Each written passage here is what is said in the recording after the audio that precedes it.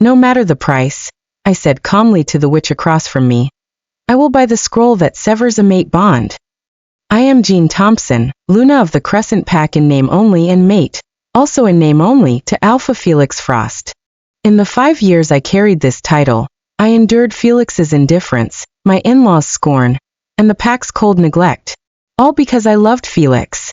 I believed, with a devotion that consumed me, that one day my sincerity would move his heart. But on the very day of our 5th anniversary, when I discovered I was carrying twins, I stumbled upon him leading the entire pack of warriors to the airport to welcome his childhood sweetheart, Mary Lockwood. That moment shattered the last of my hope. When he returned, I hid the bond-severing scroll among a stack of business documents, and set it in front of him. What's this? If it's important, give it to me later. Before he could finish, Mary's syrup-sweet voice slipped in between us. Alpha, our reservation is about to begin. Felix didn't even bother to look. He pressed his handprint casually on the scroll, ending 5 years of our bond. Just like that, our mate bond was severed. But I walked away with more than freedom. I carried with me a secret that could shake the entire pack. 2 lives growing inside me. Twins, foretold to become kings of the werewolves. The alpha heirs. Later, in a place far beyond his reach, I gained everything I had once longed for, respect, trust, and love. But Felix came back like a storm I could not escape. His eyes were bloodshot, his body trembling with fury as he trapped me against the wall. I never agreed to sever our bond, he growled. Where do you think you're going with my pups? I clutched the scroll that could sever a mate bond so tightly its fragile edges nearly cut into my fingers. Every coin I had saved, I had given to a black market witch. She promised me a clean ending between me and my mate. One without the agony of soul-rending or blood rituals. 5 years. For 5 years, I had been Felix Frost's Luna in name, nothing more than a shadow in his life. At pack meetings, Lunas from other packs treated me as if I were invisible, their laughter echoing in circles I could never enter. My pack looked at me as though I carried a plague. Their gazes darted past me, cold and quick, never sparing even the most basic of greetings. And Felix's parents were polite on the surface, but their eyes never hid the disappointment that clung to me like a curse. To them, my being an Omega was a stain on Felix's perfect record. But today all of it would end. This scroll, the one that severs a mate bond, was the key I had carefully prepared to unlock my freedom. When I returned to Felix's residence, the silence was suffocating. The Gamma warriors guarding the door didn't even blink as I walked past. In his world, I had long ceased to exist. I went straight to his study. The door was ajar, and through the crack came Mary's laughter. Felix, as an alpha, had a sense of smell 100 times sharper than ordinary werewolves. He despised when others let their scent spill carelessly into the air. Yet now, the study was thick with Mary's scent, heady brazen, showing Felix's favoritism towards her. I pushed the door open. Felix leaned back in his chair, more relaxed than I had ever seen him. And beside him sat Mary. She wore a body-hugging gown that traced every curve, her hair a cascade of glossy waves over her shoulders, her lips painted the red of fire. The daughter of the former beta, she had grown up with him. Their bond ran deep, forged since childhood. Ever since she returned from ending her previous mate bond, she had slipped seamlessly into his life. They were inseparable. At pack banquets, private gatherings, everywhere. To anyone looking in, Mary was already his Luna. Together, they looked like a golden couple. Now she leaned close, a cigarette between her lips, her voice coy as she teased. Felix, lend me a light. He said nothing, only tilted his head slightly and passed the cigarette from his own mouth. She bent closer. Their cigarettes met tip to tip, a spark glowing in the dim light. Time stretched unbearably, longer than any kiss Felix had ever given me. Then his eyes flicked toward me. He shifted almost guiltily, pulling away from her intimate lean. You're back so soon? His voice was flat and indifferent. Mary turned, blowing a ring of smoke from her red lips before smiling at me with smug amusement. Hi Jean. Don't misunderstand. We were just sharing a light. Do you want one too? These cigs are quite good today. She didn't get to finish. Mary, Felix interrupted coolly. Don't corrupt Jean. She's a good girl. She doesn't touch tobacco or alcohol. Mary laughed wickedly. Fine, fine. But really, don't you think you treat her like a daughter? With how protective you are, next time we go out, should I order her a glass of milk instead? Then she gasped in mock surprise, turning to me with exaggerated contrition. Oops, sorry Jean. No offense. I just meant it's a little childish. No need. I don't smoke, I said flatly, cutting her off as I walked forward. I held out the scroll, open to the final page that required his signature, masking every shred of tension behind a carefully rehearsed calm. Felix barely looked up, his eyes narrowing faintly. What's this? A business travel request that requires your stamp, I said, forcing my dry throat to cooperate. According to PAC regulations, a Luna's travel application needs the Alpha's confirmation. After all, you're my only family. The air froze. My clan had been wiped out in a PAC conflict. It was Felix's father who had taken me in. More than anyone, Felix knew how utterly alone I was in this world. He frowned, reaching for the papers. Let me take a look. My heart lurched. He never looked. He usually stamped things without a second thought. But this time of all times, with the one document I needed signed quickly, he hesitated. Just. Then Mary tugged at his arm, her laughter sweet. Alpha, our reservation time is almost up. She's your Luna. What's there to worry about? She won't run away. He paused, then with a shrug of ease, pressed his handprint onto the page, severing our mate bond as carelessly as if it were an ordinary contract.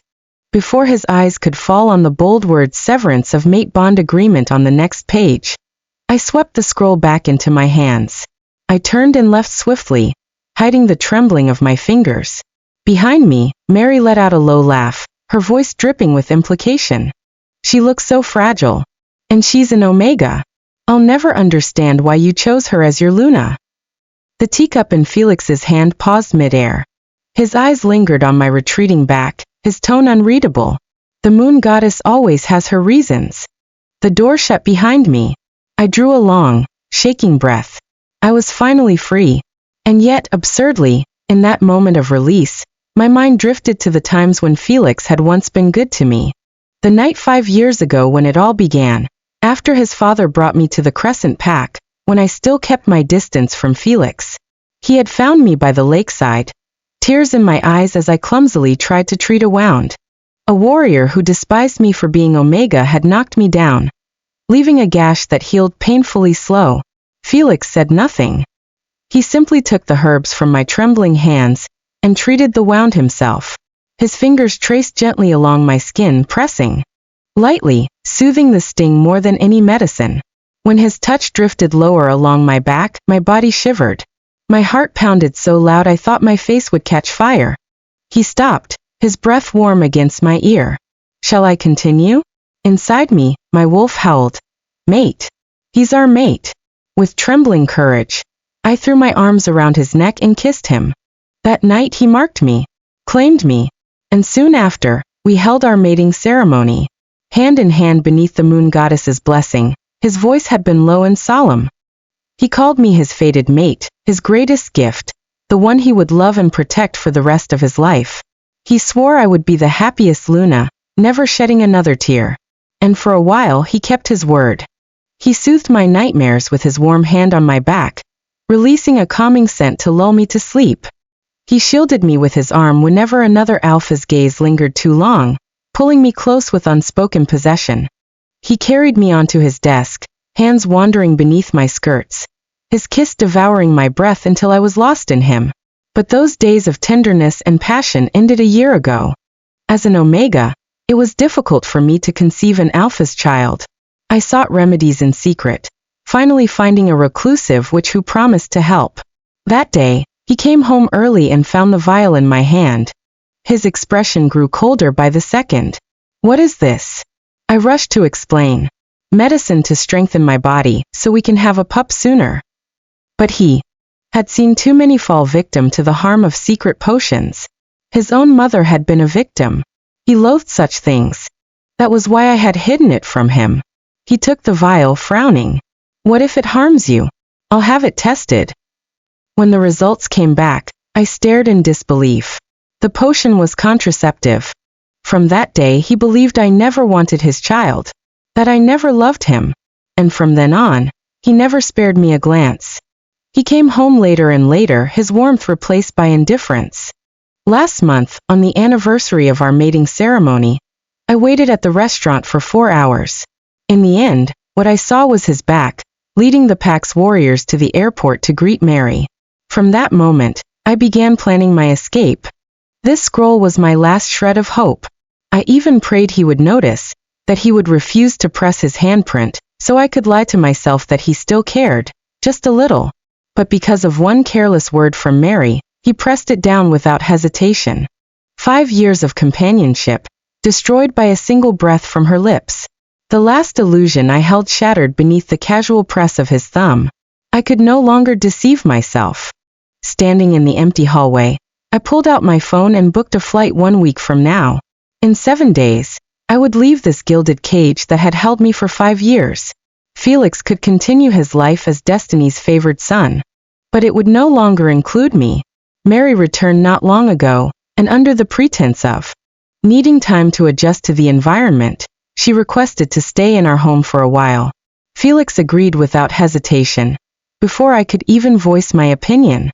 Her father was the last beta, and he sacrificed his life to protect the pack. Caring for her is my duty, he said, his tone brooking no argument, as if taking her in were a matter of sacred obligation. I swallowed my protests whole. From that moment on, Mary moved through our home as if she were the rightful mistress. She drifted about in flimsy lace robes that concealed nothing, her figure on full display. She entered Felix's study whenever she pleased and was never reprimanded.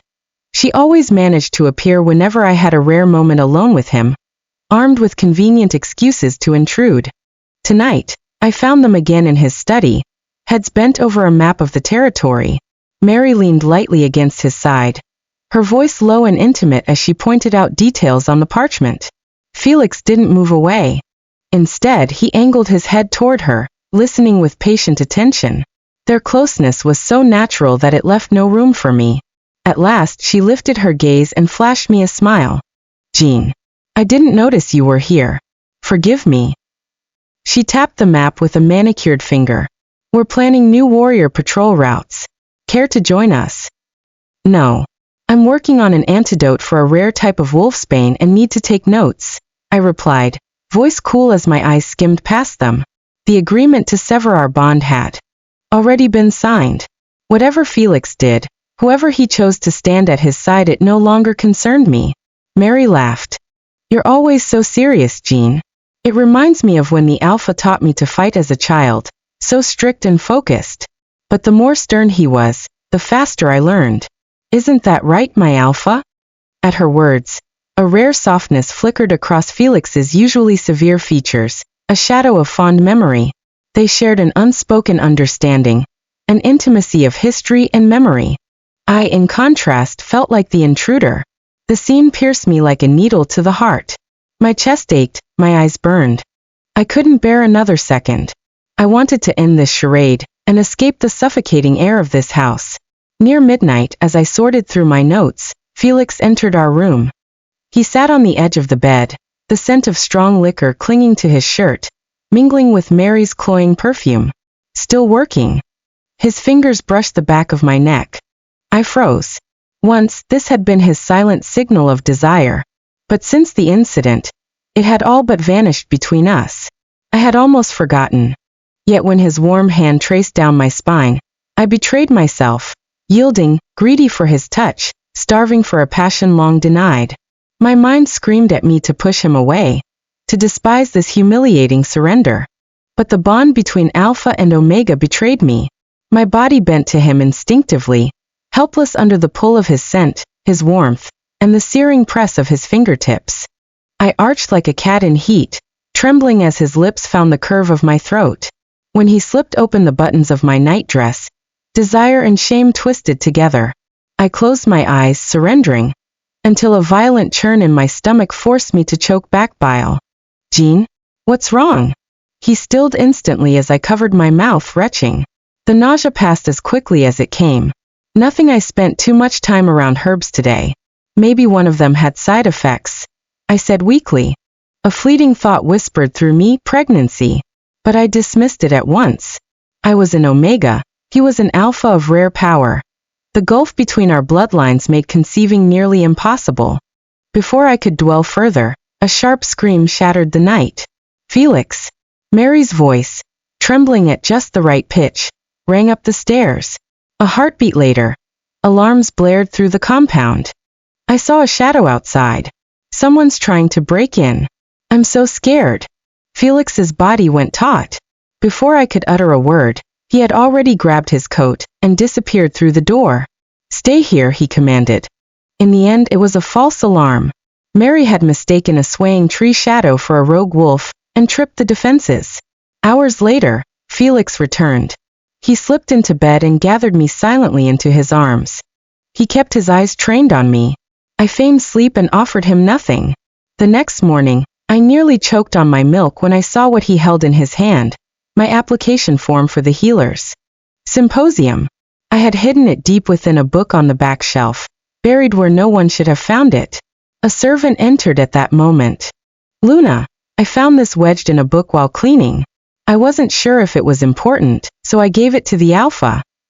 My stomach lurched. Felix scanned the form, brow furrowed. Rare wolfsbane treatment symposium?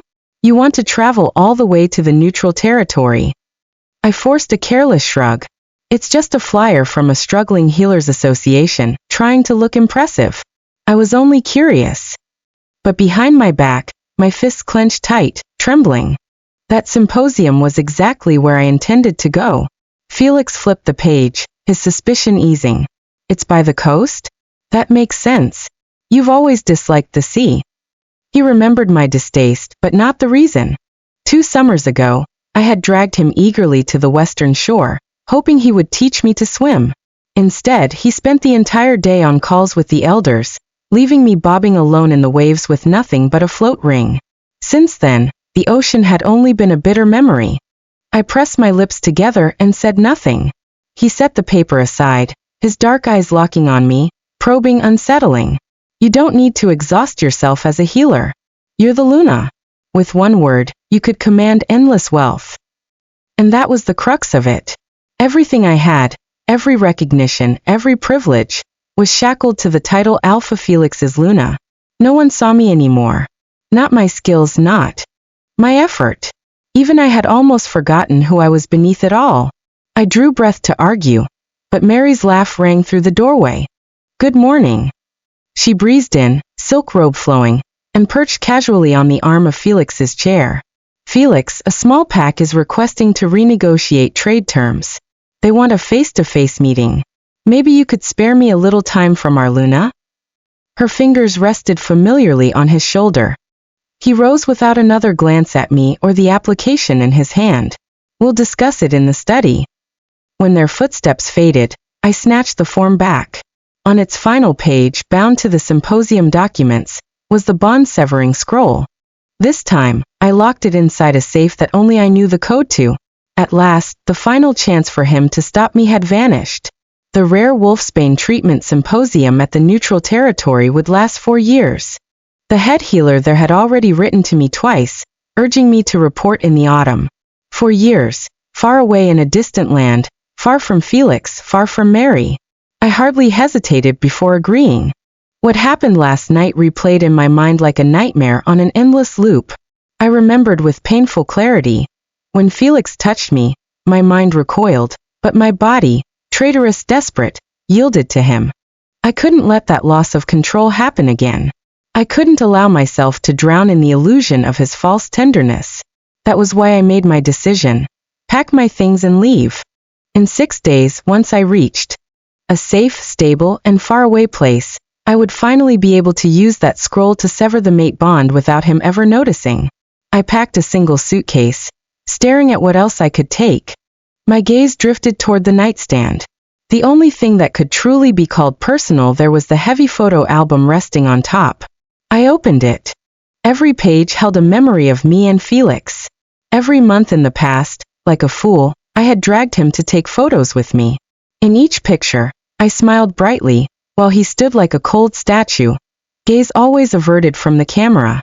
Without hesitation, I tossed the album into the trash. I didn't want that kind of hollow happiness anymore.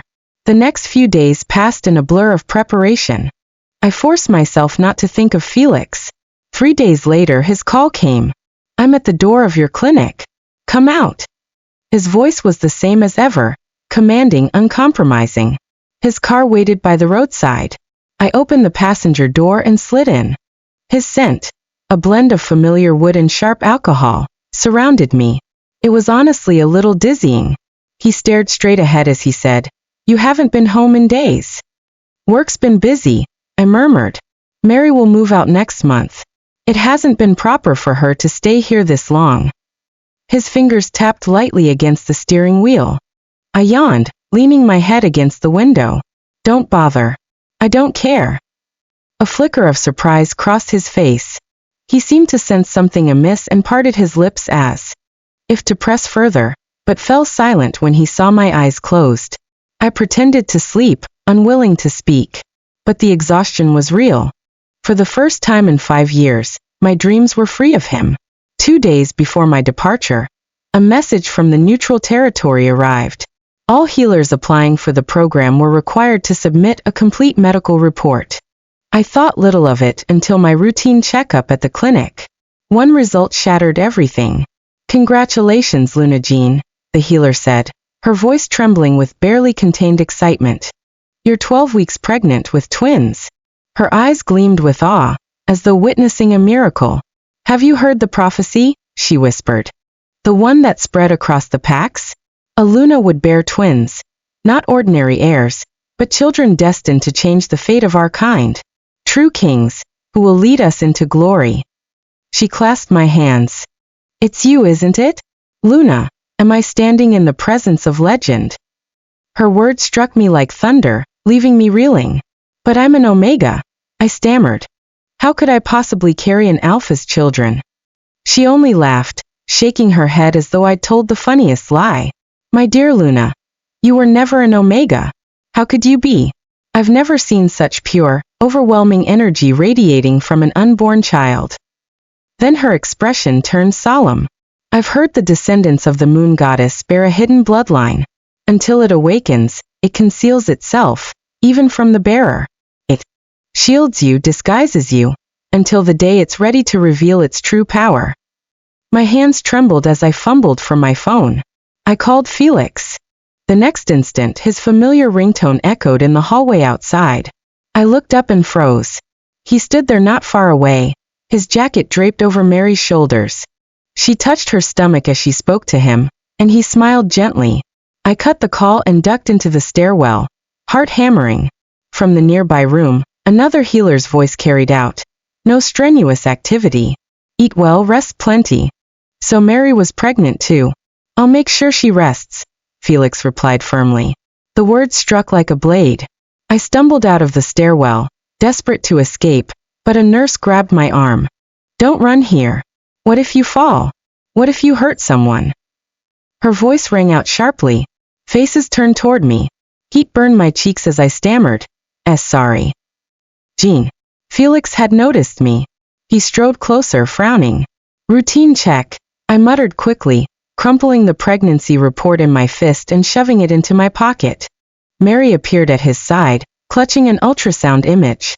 Her laugh was sweet and cutting. "I'm so grateful the Alpha came with me today. Feeling the baby move inside is magical. Jean, would you like to touch my belly?" Her voice faded into nothing. My gaze locked on the blurry image in her hand. It felt like a cruel blade stabbing straight into my heart. Felix must have noticed my expression. He took a step forward. "Jean, it's not what you think." Before he could finish, Mary let out a soft whimper, swaying as though she might collapse. "Felix, my stomach, it hurts. Please help me." Her voice trembled with pitiful fragility. He froze. For an instant, he didn't move. Then, as her eyes darkened with displeasure, she whispered venomously, "Alpha, you haven't forgotten your promise to me, have you?" At last he reached out, steadying her. That single motion crushed the final piece of hope inside me. My Alpha had chosen another woman. I turned away, numb, and walked to the elevator. When the doors opened, icy winds swept in. At the bottom of my pack, my transfer papers to the neutral territory lay waiting. I would leave. I would bury the memory of Felix, my cruel, faithless mate who had given me love only to snatch it away. My hand drifted to my still flat belly, soon to swell with life. I would raise these 2 pups. They would be mine alone. As I looked one last time at the pack I had lived in for 5 years, a hollow strangeness filled me. The world was vast. Where in all of it could I ever call home? For 2 whole days, I kept revising the application I was about to send to the neutral territory. But how could I tell them that an Omega who had officially severed her mate bond was now carrying the heirs of the Crescent Pack's Alpha? My fingers hovered over the send button, frozen in hesitation. And then a message came from Felix. Felix, come to the entrance of the clinic. I blinked in surprise. He was here? After a brief pause, I descended the stairs. As soon as I stepped out of the clinic, I saw Felix leaning casually against his car. The early morning sunlight softened the sharp lines of his face, and my breath caught. My wolf stirred inside me, shamelessly excited, letting out a low, joyful howl. It urged me to run to him, just like before. But I pressed down on it with all my strength. My reason reminded me of all the neglect and heartbreak I'd endured over the past 5 years. I quickly averted my gaze, fingers nervously fiddling with the strap of my bag, concealing the struggle of love and pain warring inside me. His voice rang out, commanding yet irresistibly magnetic. Jean, come to Moonlight Restaurant tomorrow night at 8. I have something to tell you. Even hearing the restaurant's name tightened my stomach. It was the same restaurant where, on our 5th anniversary, I had waited alone for hours while he went to the airport to meet Mary. Okay, I heard myself answer, my voice betraying a note of genuine delight. I let that fleeting joy show on the surface, using it to complete a flawless performance. Because until I had fully left Felix behind, I had to act as if nothing mattered.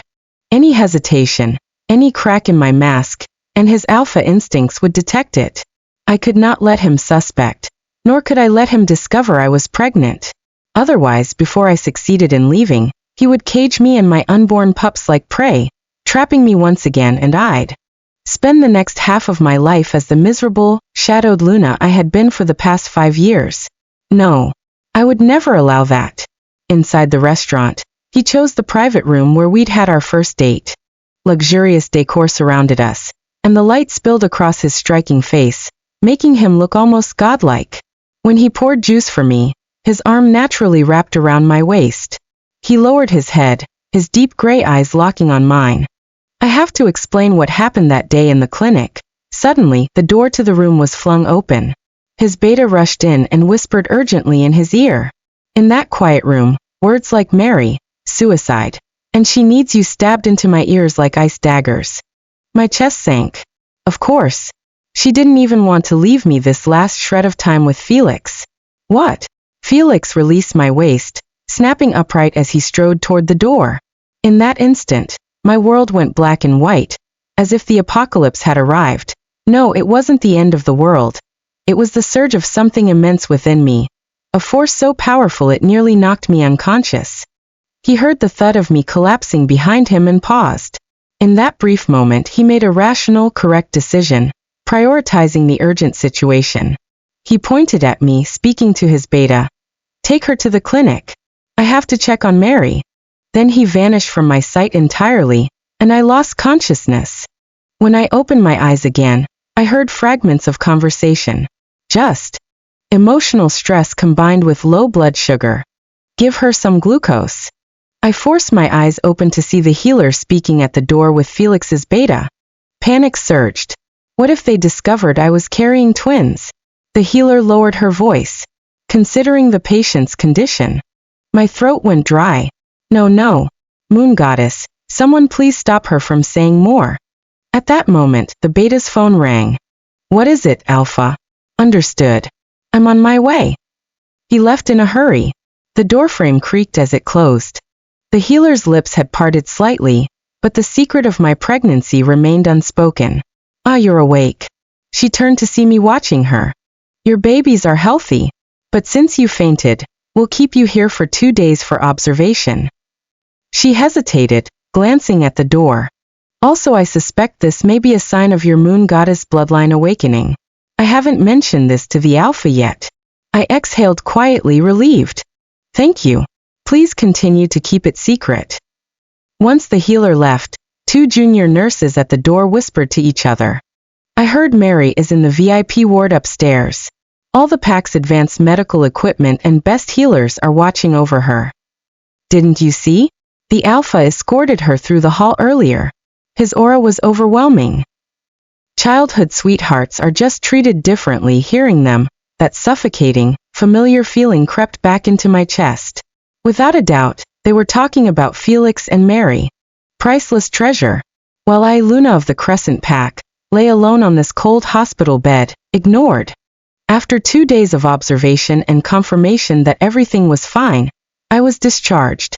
Once outside the clinic, I hailed a car to the airport. On the way, I took out the magical scroll and pressed my fingerprint onto it. The weight of our mate bond lifted from my soul, dissipating completely, leaving me lighter than I had ever felt. Finally, I opened my phone and drafted my last message to Felix. Jean. Alpha, I know I have always been the small, replaceable, easily forgotten shadow behind you. But now it's different. Perhaps the world still revolves around you, but I no longer will. I scheduled it to send 3 days later. My wolf let out a low whine, and I felt the gentle stirring of life in my belly. I rubbed my stomach softly, tears brimming in my eyes, and smiled. Are you comforting me, little ones? It's okay. Mommy is leaving soon. To a place where no one will hurt us. From this day forward, my life will be a territory he can never set foot in. While waiting in the airport lounge, I opened the email from the Neutral Territory's chief healer. My pulse quickened as my eyes skimmed across the screen. There were no perfunctory pleasantries, just warmth and sincerity in every line.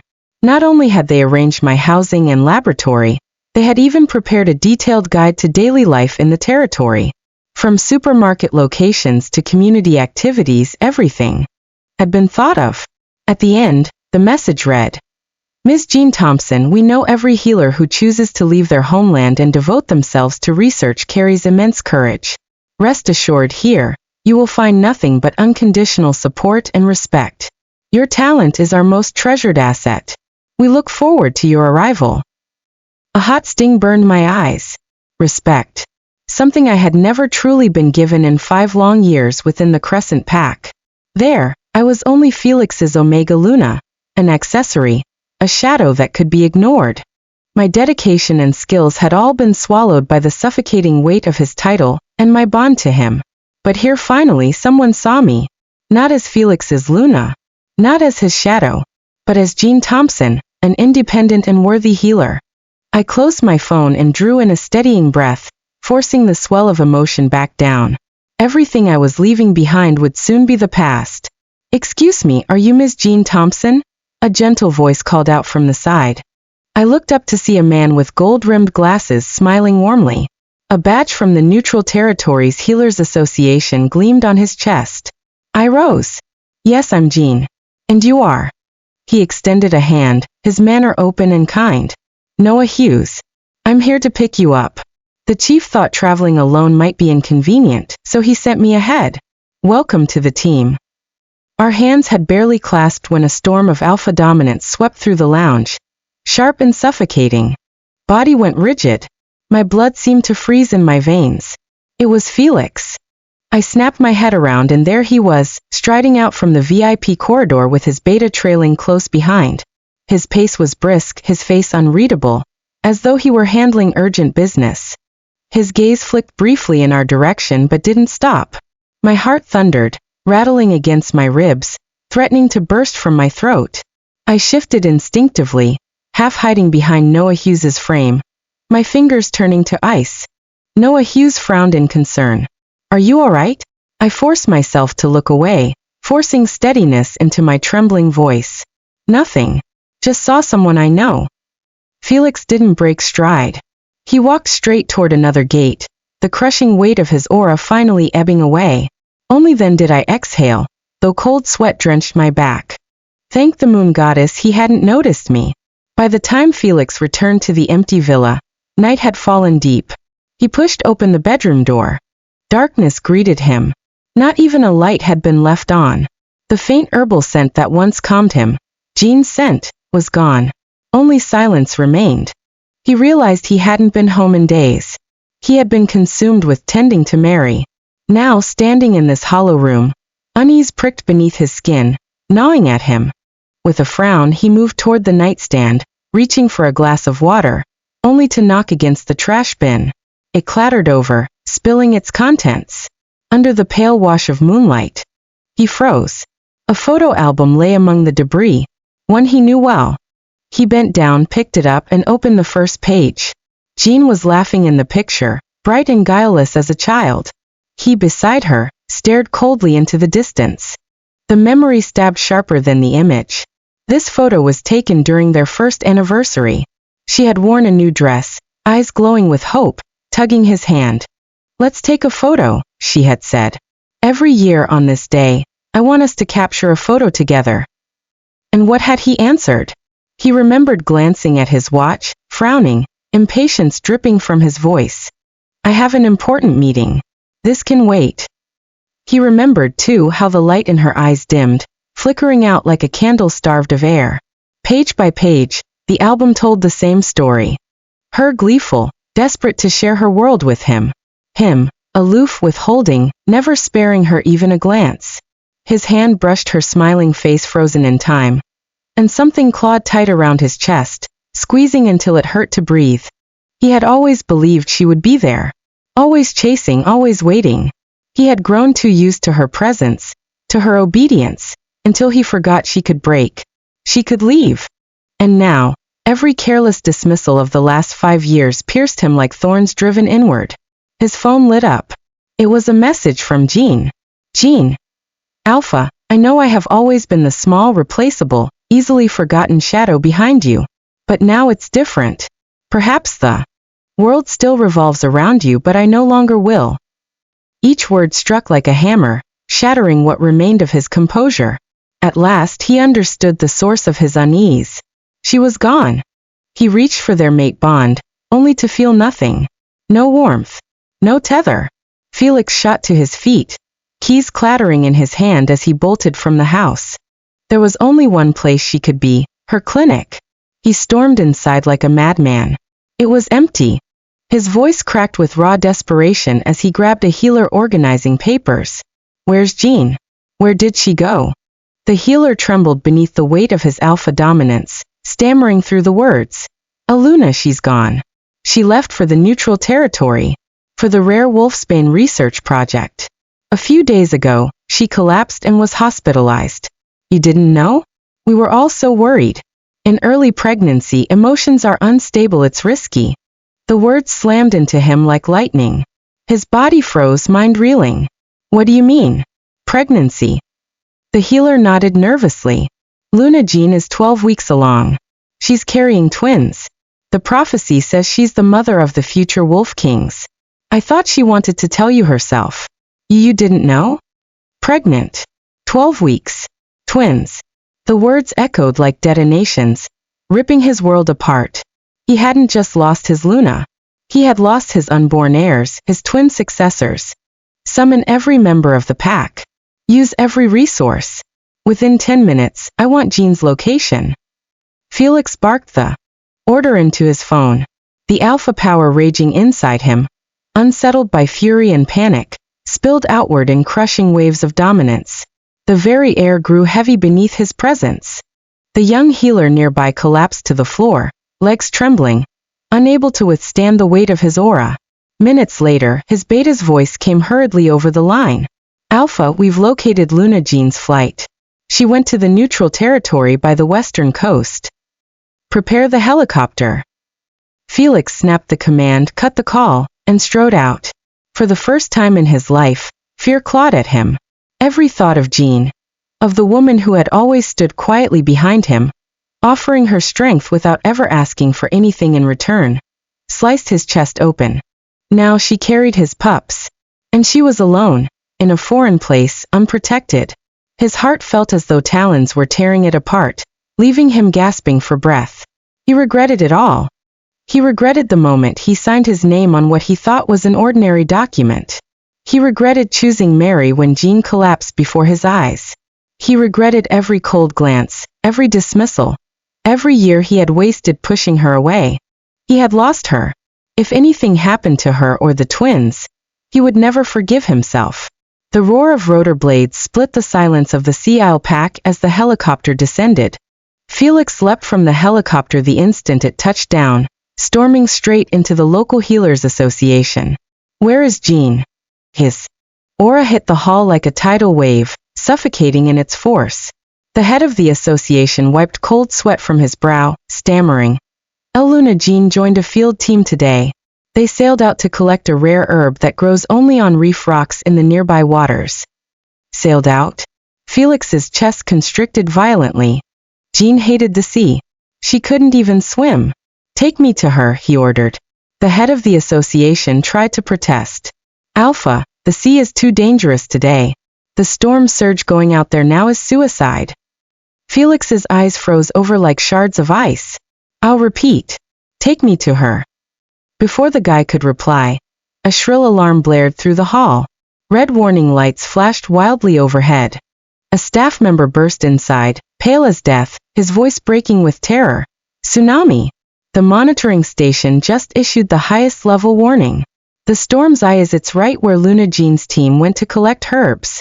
The hall plunged into suffocating silence, shattered an instant later by the eruption of panic. Get them on the line. Now, the association head roared. We can't, the staffer cried. All communications are down. We're completely cut off. The floor seemed to tilt beneath Felix. The world spun, blurring at the edges. Jean. They're twins. They were out there at the heart of the Death Sea. No. His roar ripped free, raw and feral, like the sound of a beast in agony. He shoved past every hand that tried to hold him back, his body a blur of motion as he stormed toward the docks. On the shore, terrified crowds fled inland to higher ground.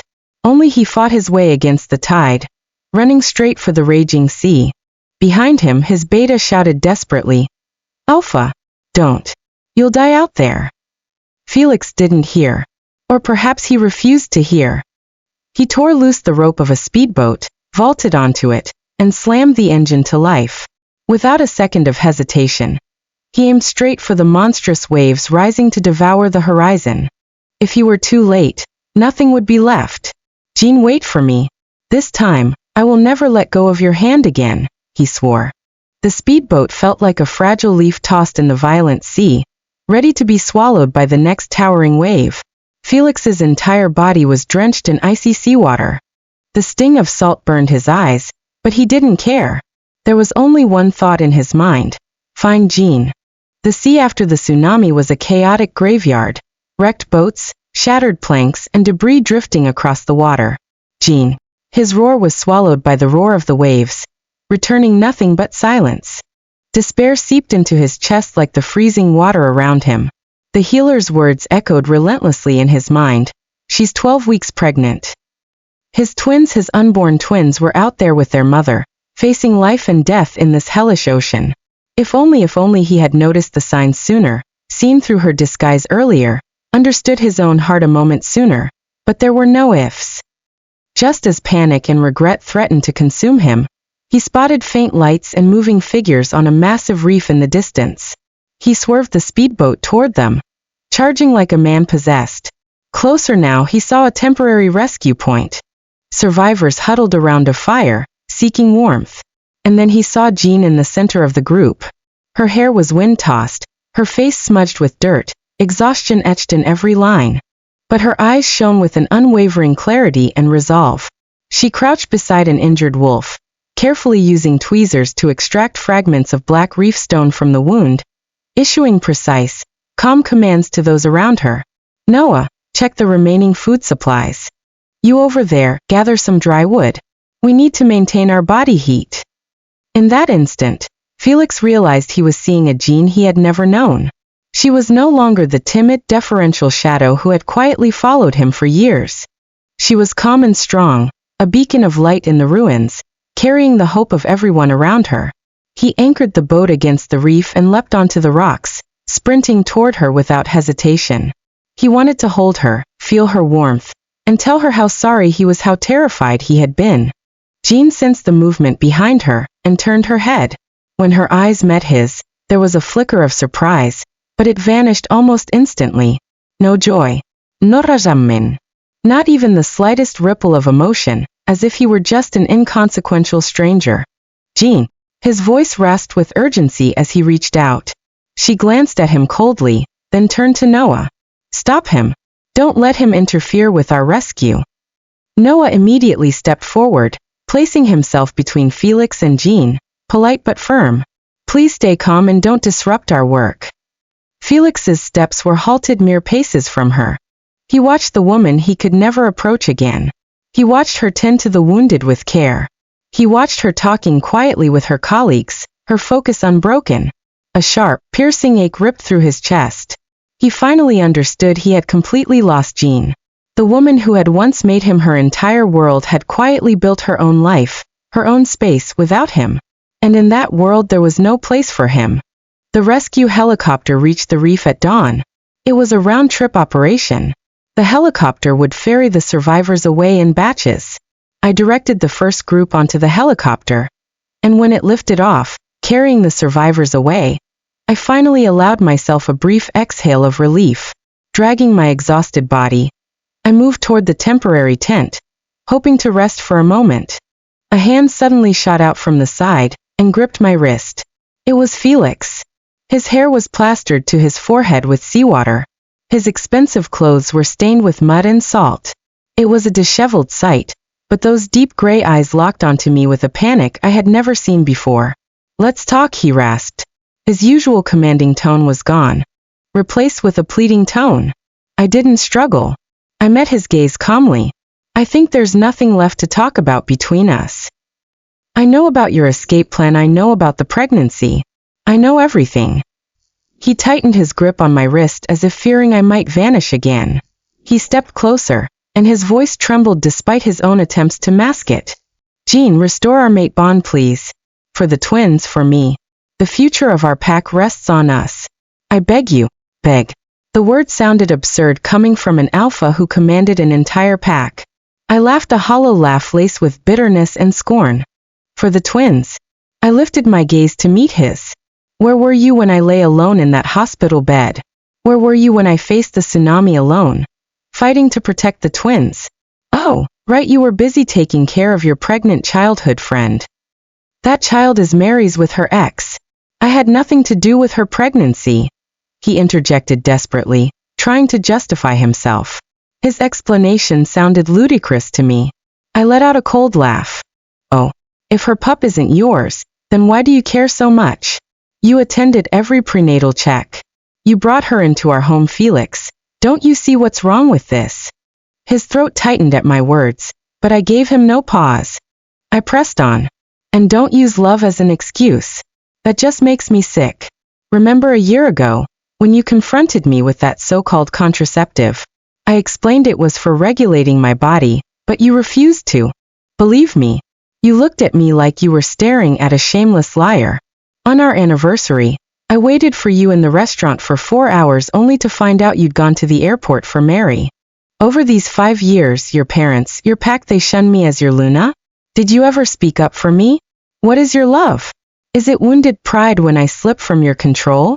Is it anger over losing dominion over your possession? Felix, you never loved me. You loved only the obedient shadow that obeyed your every command.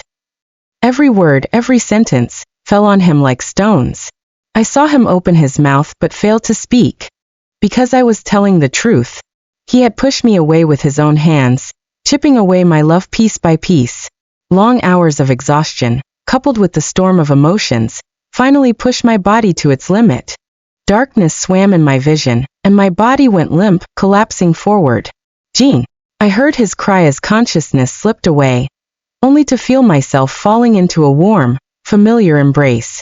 Inside the temporary tent, I lay quietly in a sleeping bag. I could feel him by my side, never leaving. I imagined the sharp pangs in his heart as he watched my pale face. He wanted to do something for me.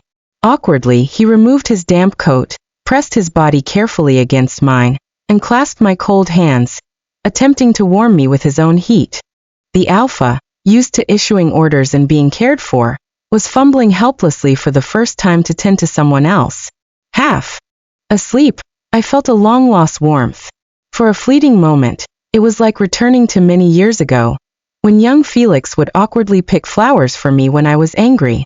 A single tear slid silently down my closed eyelid, disappearing into my hair.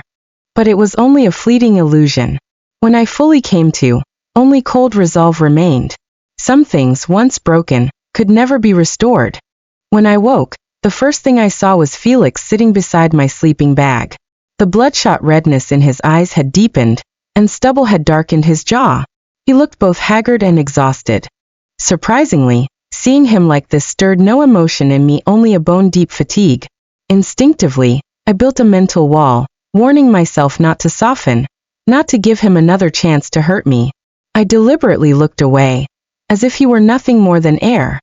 I forced myself upright and, ignoring my weak body, stepped out of the tent. My colleague Noah was taking inventory of supplies. Seeing me, he asked with concern, "Are you okay? Do you want to rest a little longer?" "I'm fine. I need to check on the herbs," I replied, shaking my head as I strode toward a specially designed storage chest. Inside were the rare herbs we had risked our lives to gather, precious ingredients essential for studying the cure for wolfsbane. The instant I opened the chest to inspect the contents, the sea surged violently without any warning. A massive wave barreled toward our reef at incredible speed, threatening to sweep the chest away. "Watch out!" Noah shouted. As everyone recoiled in panic, I lunged forward instinctively, planting myself over the chest to shield it with my body. Noah immediately joined me, and together we braced with every ounce of strength against the wave's pounding impact. Then I felt an immense force approaching from behind Felix. With the astonishing speed and strength of an alpha, he barreled forward. His towering frame became an immovable wall, locking me, Noah, and the chest safely in front of him, taking the brunt of the wave's fury. The icy water slammed against his back, but he didn't flinch. For a fleeting moment, I was disoriented, as if transported back in time. But reason quickly snapped me back to the present. I despised this feeling of needing his protection. It made me feel weak again, like a shadow clinging to him. Once the waves receded, I immediately checked the chest and confirmed the herbs were intact. Only then did I exhale, finally allowing myself a shred of relief. I turned to Noah with genuine concern. "You're okay?" I asked. Throughout it all, I had not once looked back at Felix. I heard him stride to the far side of the reef and dial his beta's number. His voice, for the first time, carried a rare calmness and absolute decisiveness. "First," he said, "from now on, all pack affairs are to be handled entirely by you. Second, have Mary leave my villa. Tell her I know everything she's done. The debt I owed her father has been repaid. There is no longer any connection between us. If she dares to harm Jean in the slightest again, I will personally exile her. She will become a rogue, and will never be allowed to return to the pack. I will remain indefinitely in the neutral territory, handling affairs remotely, staying by Luna Jean's side until she is willing to return home with me." 1 year later, at the annual awards ceremony of the Healers Association, when my name was announced, thunderous applause erupted from the audience. The special antidote I had developed to cure wolfsbane had brought new life to countless afflicted wolves. Tonight, as the youngest recipient, I was to receive the highest honor, one of the top 10 outstanding healers of the year. Dressed in an elegant gown, my long hair swept up, I stood under the spotlight, confident and professional, thanking hundreds of guests. My every movement and gesture radiated poise, drawing every eye in the room. In the very back corner, Felix sat quietly, holding 2 adorable boys in his arms. I could see it in his gaze. There was no trace of the possessiveness or control that once defined him. Only pure pride and admiration remained. The little ones seemed to sense their father's emotions. One, with golden eyes identical to mine, looked curiously at me on stage, cooing as if cheering me on. The other, identical in every way except for his deep gray eyes inherited from Felix, was steadier, reaching out to cover his brother's mouth to prevent noise. Felix held them, firmly yet gently, letting them play freely. He was like a fortress of calm and protection. I looked in that direction and smiled quietly to myself. After the ceremony, we returned to our home in the neutral territory. Over the past year, Felix was no longer the commanding, pampered alpha I once knew. He had learned to cook, albeit clumsily at first. He had learned to change diapers and feed the boys with the ease of a professional caregiver. He even read my research reports carefully. Though he couldn't provide technical guidance, he gave me unwavering support and companionship whenever I hit a bottleneck. Last month, I had stayed in the lab for 2 straight days and nights. When I returned, exhausted, I found one of the boys running a fever. Felix, the once untouchable alpha, had spent the entire night alone, clumsily yet patiently caring for our pup, never once calling to disturb my work. Seeing him asleep at the bedside, I felt the ice around my heart begin to thaw. After Mary's schemes were exposed, she had quietly left the Crescent Pack under Felix's strict orders and the escort of his beta. She disappeared entirely from our world. That night, after the boys were asleep, Felix pulled out a massive blueprint from the study and carefully spread it before me. It was the design for our new home. "I know I've never asked what you wanted in the past," he said, pointing at the plans, a hint of nervous anticipation in his voice. "So this time, I want you to decide what our future home looks like." The blueprints included a private lab fitted with top-tier equipment just for me, floor-to-ceiling windows with a sweeping view of the forest, my favorite, and a vast garden laid out to cultivate rare and medicinal herbs. He wasn't telling me, he was inviting me to build a future that truly belonged to both of us. I studied the designs, meeting the careful hope in his eyes, and felt my defenses slowly crumble. Then, from the bedroom, I heard a cry. We entered to find our golden-eyed son clinging to the crib, reaching out for a hug. I scooped him up. He nuzzled into my chest, then reached for Felix's coat, muffling an unclear word. "Hug our gray-eyed son, not to be outdone," shouted his first clear word ever. "Mama!" They melted the last shards of ice from my heart. I looked at Felix and finally spoke. "I may never forget the pain of the past." "I know," he said. "I won't ask you to forget, Jean. I will spend every remaining moment of my life proving that your choice this time was the right one." He took our hands, his gaze solemn and unwavering. I studied him for a long moment, then gently nodded. Outside, moonlight poured softly through the windows, illuminating our tight-knit family of 4. The morning sunlight poured through the windows of our home in the neutral territory, scattering warm patches of light across the floorboards. The air carried the faint scent of cardboard and the bittersweet aroma of farewell. Today was our last day here. Was carefully packing the boys' bottles and toys into a large box. His movements were gentle, an almost surreal contrast to the commanding presence of the alpha he was. I worked nearby, meticulously organizing my research notes and materials. They were treasures I had amassed over the past year. While tidying the bookshelf, my fingers brushed against an unassuming wooden box. I paused, then opened it. Inside lay the magical scroll that had once severed our mate bond. The scroll that had irrevocably changed my fate. Seeing it, long-buried memories surged to the surface. The resolute signature, the anxious waiting at the airport, the lonely march into an uncertain future. Felix noticed my silence. He set down what he was carrying and approached me. He didn't close the box, nor did he try to offer empty words of comfort. He simply wrapped his arms around me from behind, resting his chin on my shoulder. His gaze lingered on the yellowed scroll, and in a low, gentle voice he said, "It was once your talisman. It gave you the courage to leave. Now I want our new home to be your safe harbor, one you will never need to escape from again." My body shivered slightly, and the last scar on my heart seemed to smooth under the warmth of his words. I took the scroll from the box and handed it to him. He received it solemnly, bit his finger, and traced his alpha blood imprint across it, an official act to undo the magic. The scroll ignited without wind. In the instant it vanished, we both felt it. The mate bond that had once been broken, tenuous and fragile, had now been restored in a surge of warm, powerful energy. Our bond felt stronger than ever before.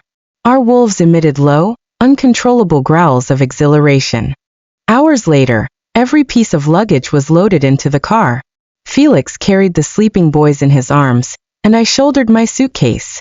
Side by side, we stepped out, locked the door behind us, and looked back at the home that had witnessed our rebirth. We shared a smile before turning toward the road home. Fate, I realized, was truly wondrous. The scroll that was meant to tear us apart had ultimately forged our new beginning. It had taught me independence and strength, and it had taught Felix humility and respect. It was precisely that decisive severing that gave us the chance to love each other anew, this time as equals. No longer Alpha and Omega in a dependent bond, but Felix and Jean, two independent souls drawn irresistibly together. Just then the boys stirred. One let out a little hiccup, the other stretched lazily, yet both radiated a formidable energy. Felix and I exchanged a glance, wordlessly acknowledging what awaited us next.